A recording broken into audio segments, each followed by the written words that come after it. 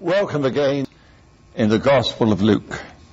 We've arrived at chapter 15, which is a very beautiful chapter, and I would entitle this chapter the chapter of restoration. The chapter of restoration. And Jesus gives primarily three parables. The three parables are the parable of the 99 sheep, the 10 pieces of silver, and the prodigal son. And we are going to look at them one by one and derive from them the teachings that Jesus has implanted into these parables so that they become a way of life for us. Well, it starts off, the scribes and Pharisees murmuring because Jesus is eating with sinners and not with good men. And Jesus said, essentially, I've come to save the sinner, not the righteous. And so he gives these parables. The first one is the parable of a person who had 100 sheep, and one is missing. And he leaves the 99 in the wilderness, and he goes after the one that is lost. Then when he finds him, he puts him on his shoulders, and he calls his friends, and he said, "Rejoice with me, for I have found my sheep which was lost." Then Jesus brings out this thought. He said, in heaven, there is more joy over one sinner that repenteth than over 99 just persons which need no repentance. Now then, there's a truth here that I want to develop just for a moment, and that is this. That sheep had been lost. Why?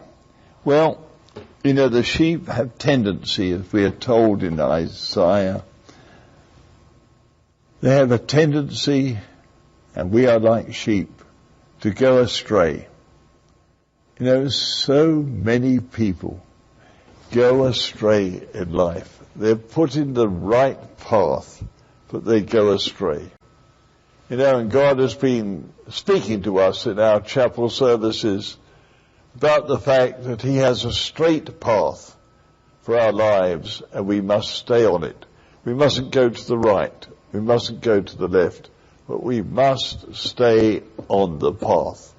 And that's what I'd like to encourage you with, during this session. Stay on the path. Because when you leave the path, well, concerning the sheep, it was lost. And many people who leave the pathway of God are lost. And unless they are found and brought back, they're lost for eternity. And so, to go astray is very dangerous indeed. Please do not go astray. Well, then the second parable is concerning a lady. And she has 10 pieces of silver. And she loses one piece, and she seeks diligently until she finds it. Well, what would we say about this piece of silver? Well, actually, a piece of silver is lost through negligence. The piece of silver itself doesn't disappear. It can't move by itself. But it's lost through negligence of its owner. And sometimes, children are lost because of negligence of the parents in not watching over the children and ensuring they stay on the path. And so, that is the thought of the second parable. Lost through negligence. Lost through negligence. And how many parents, pay so much attention to their businesses, their work, perhaps even pleasures, and they neglect their children, and the children are lost through negligence. It might be also in a church that people are lost through negligence, that they are not watched over. And so that is a very important truth here. And so please remember this.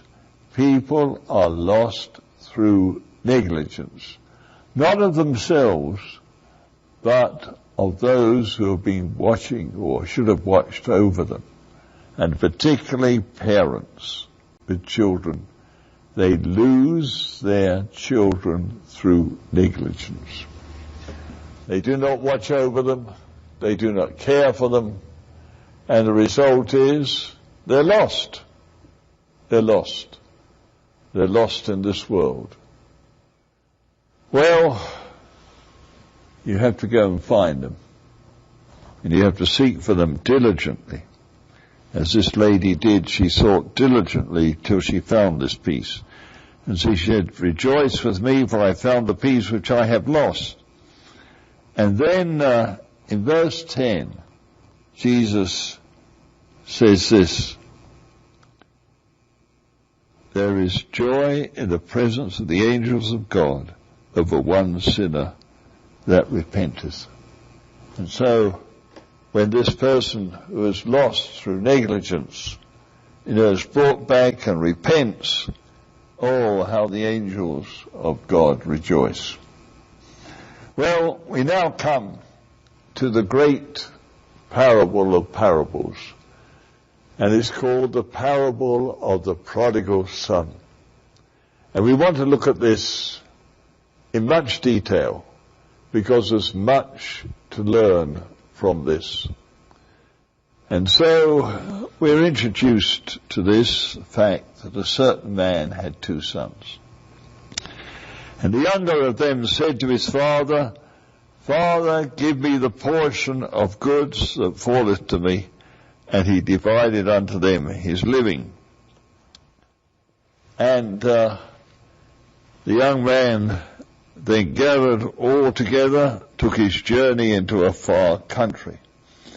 Now, the book of Proverbs, and it's King Solomon who gives this, he said, "An inheritance quickly gotten is never blessed in the end."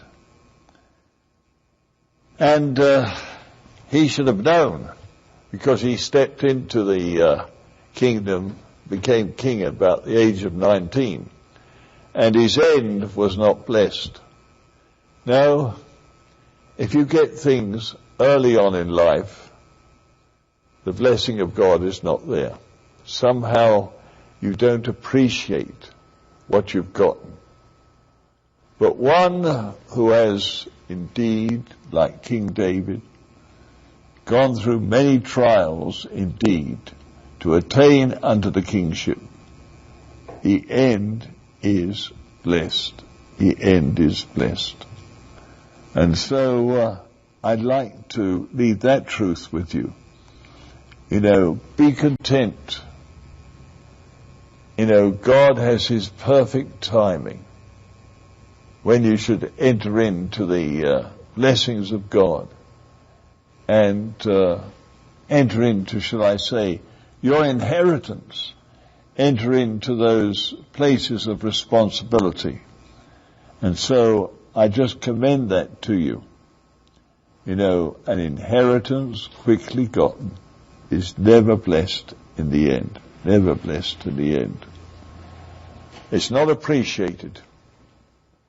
Well, that is point number 1 that we have to take note of.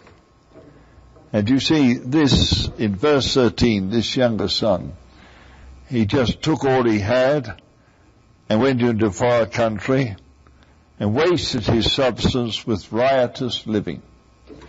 Yes, if you haven't worked for something, Easy come, easy go. Easy come, easy go. But if you have worked hard for something, you hold on to it. You hold on to it. You stay on the path. All right. And then he spent all, and there arose a mighty famine in that land, and he began to be in want. Well, if only he'd been in want at the beginning, when he got his inheritance, he would have indeed conserved it. But no, came the wrong way round. And so he went and joined himself to a citizen of that country, and he sent him into his field to feed the swine. And so he's reduced from being an heir to one who's just a servant and a slave. And he fain would have filled his belly with the husks that the swine did eat, and no man gave unto him. And then in verse 17, it's a place where we have to patiently wait until a person comes to. And that is, he came to himself. He's just realized, he just opened his eyes and he said, I realize what I've done. I realize what I've done. And praying for loved ones to come back, sometimes they have to go down and down and down and down and down, right the way down, before they come to their senses. Because it's only when they come to their senses that you can speak to them. Otherwise, they're filled with their own conceit, and they will not listen to you. Well, here we are. He said, how many hired servants of my father's have bread enough and to spare, and I perish with hunger. I will arise and go to my father. Now that is the all-important turning point in life. I have sinned. I have gone deep down into degradation. And you come to your senses and you say, I will return. I will return to the place where I once was blessed. I will return. And you see, until a person says, I will return, you can't argue with them. You can't talk to them. But when they come to their senses, they say, I will return. I will return. I will return. I will return. And we have to wait until our loved ones say that. Maybe a son, maybe a daughter, and we see them going down and down, and we cry out to God, or preserve them, and God says, no, they have to go down. And it's the only way that they'll come to their senses. And so, here we are. He comes to his senses, and he says, I will return. I will arise and go to my father, and will say unto him, I have sinned against heaven and before thee. And that's the other place that one must come to. One must come to the place where one acknowledges that one is a sinner. That one acknowledges that one is a sinner. Until one acknowledges one's sin, there is no place of forgiveness. We have people, there's no remorse. They've sinned greatly, but there's no remorse. And the result is they have to stay in prison until they come to that place where there is remorse, where they're going to turn. And sometimes judges give an interesting sentence. They don't just give a number of years, but they say between, shall we say, 3 and 7 years. And, I often wondered why judges gave, shall I say, such sentences between 3 and 7 years. And then we had a situation where it all became very clear to me that someone had committed grievous crime, and the judge said between 3 and 7 years. But it was explained to me that the person actually stayed into prison for the full term of 7 years. And I said, well, what determined whether they would come out earlier? And they said, if they acknowledged their sin, if they acknowledged what they had done was wrong, and if they were filled with remorse and wanted to change, then they would come out earlier.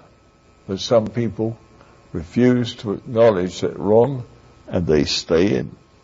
Well, perhaps for us, it's not a question of being sentenced to 3 to 7 years, but it is a question of when we come out of our derelict position, and we come out when we acknowledge that we have sinned. And that's where this one was. I have sinned against heaven and before thee. And that is the prerequisite for getting back on the path. When we say to God, when we say to perhaps our parents or our friends, those that we have wronged, I have sinned against God and I've sinned against you, will you forgive me? And when the person does that, then they can come back, but not until. Well, he arose and came to his father. And we're told when he was a great way off, the father saw him. The father's heart is always looking for the restoration of his son. And that is what God is. God said, I am married to the backslider. In other words, I'm joined to you. I cannot let you go. I want to bring you back. And you see, God the Father said, I will hide myself until they acknowledge their sin. But God is ever ready to receive you back if you will acknowledge your sin. See, here the Father, it was very clear, you see, saw him a great way off. It was as though the Father was ever looking for the Son. And here, to his great relief, he saw his Son again. And what happened? Well, the Father saw him and ran to meet him and had compassion upon him, fell on his neck and kissed him. See, the Father wanted him back. And so here we are. He's received back again. And God, you see, wants to receive you back if you're in this situation and you have erred from God and by negligence or by rebellion, because here the prodigal son, it was an act of willfulness, rebellion, that caused him to leave his father and waste his goods. But here was the Father wanting to receive him back, and God wants to receive you back too. Well, so he comes and said, I've sinned against heaven and in thy sight, and am no more worthy to be called thy son. He realized his own unworthiness, and he said, I've no right to be called thy son. But what does the Father do? The Father said to his servants, bring forth the best robe, put it on him, and put a ring on his hand and shoes on his feet. Now I want to pause here to consider what he received back. He received back a robe. And the robe speaks of salvation. So this was the first thing he received. Spiritually speaking, he was restored. He was brought back to salvation. He lost his salvation. In fact, later on, the father says in verse 32, speaking to the elder son about the younger son, he said he was dead. And when you've left God, and when you've left the ways of God, you are dead in his sight and going to hell. But if you will return, the first thing you get is a robe of salvation. And here, that was put on him. And then a ring. Well, what does a ring speak of? A ring speaks of authority. So he got his authority back again. He got his position back again. And God will restore you to your position, like he restored King David to his position, to the throne. Like he restored Manasseh to the throne. God restores your authority. And then he had shoes placed upon his feet. Well, the shoes, we're told by Paul in Ephesians 6, are the shoes of the gospel. In other words, he received back his ministry. So he got his salvation, he got his position back, and he got his ministry back. And that's very wonderful. And so the father, of course, says, bring in the fatted calf, kill it, let us eat and be merry. And so there's great joy in the restoration of the backslider. And for this my son was dead and is alive again. He was lost and is found, and they began to be merry. But you notice what he says. He said he was dead. He was lost. And I want to make it very clear, if you leave the straight and narrow path, you can be lost, you can be dead. It's very serious. Unless you are found. And the elder son was in the field, and he came and drew nigh to the house. He heard music and dancing. He called one of the servants and asked what these things meant. And he said, well, thy brother is come, and thy father hath killed the fatted calf, because he hath received him safe and sound. Now the attitude of the elder brother wasn't the best. It wasn't the most desirable. And yet it's understandable in a certain way. So anyway, he said to his father, look, lo, these many years do I serve thee, neither transgressed I at any time thy commandments. Yet thou never gave me a kid, that I may make merry with my friends.